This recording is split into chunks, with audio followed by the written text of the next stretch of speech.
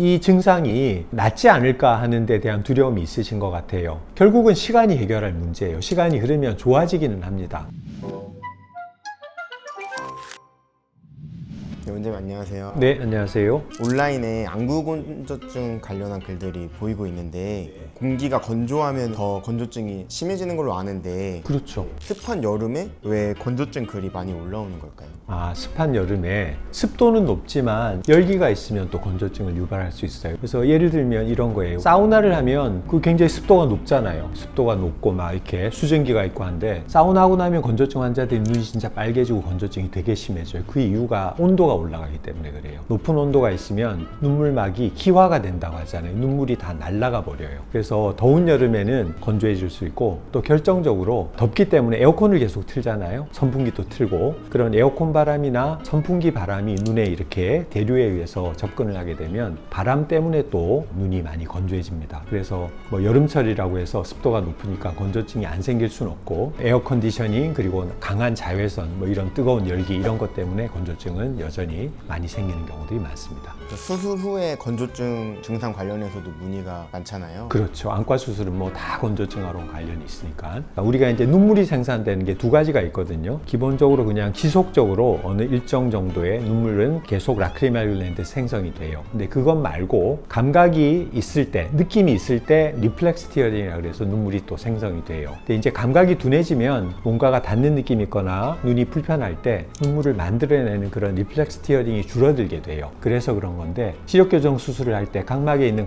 감각신경이 레이저나 아니면 기구에 의해서 손상을 받거든요. 그게 어느 정도 복원이 되려면 일정 기간은 걸린다. 대개 보면 수술 전에 건조증이 심하지 않은 사람들은 한 달 내로 좋아진다고 느끼고 수술 전에 건조증의 정도가 조금 심했던 스테이지 3, 4 정도의 감각신경에 문제가 생기면 그건 조금 더 오래 가는 경향이 있어서 한 2, 3개월 정도는 걸린다. 이 정도로 이해하시면 될 것 같아요. 그럼 양쪽 눈 중에 한쪽만 더 뻑뻑하다 이러시는 분들도 있는데 두 눈이 시력도 동일하지가 않고 우리가 수술하는 양도 동일하지 않고 이미 수술 전에 건조증의 정도도 동일하지 않아요. 그러니까 출발선이 똑같지가 않기 때문에 수술 이후에 양쪽이 똑같을 거라고 기대하는 건 굉장히 어렵죠. 수술할 때도 똑같은 2mm의 인시전을 하지만 그 인시전을 하는 부위가 감각신경이 조금 조밀한 곳으로 지나가게 되면 우리가 그 모양을 보이지는 않거든요. 그러면 건조증은 조금 더 심하게 생기는 거고 그래서 이건 약간은 어쨌든 우리가 불가피하게 발생할 수밖에 없는 차이다. 근데 다행스럽게도 처음에 그렇게 느끼다가도 시간이 한 달, 두 달, 세 달 이렇게 흐르게 되면 결국 최종적으로는 비슷하게 돌아오는 경우들이 대부분이다.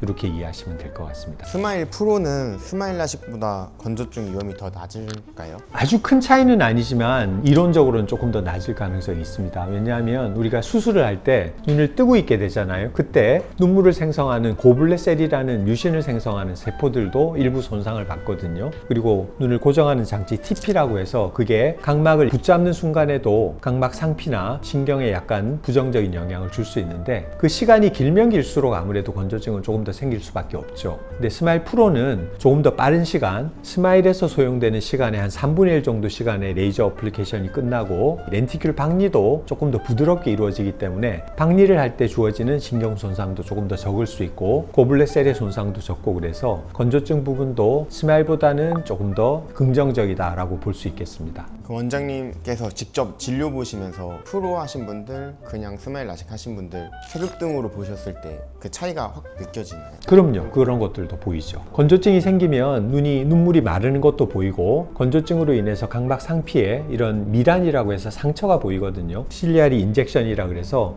염증이 생기면 혈관들도 조금 빨갛게 충혈도 되면서 이제 커져요. 그런 것들을 슬린 램프로 우리가 현미경으로 관찰할 수 있기 때문에 그런 건조증으로 인해서 생기는 소견들을 스마일 프로에서는 스마일보다는 조금 덜 보게 되죠.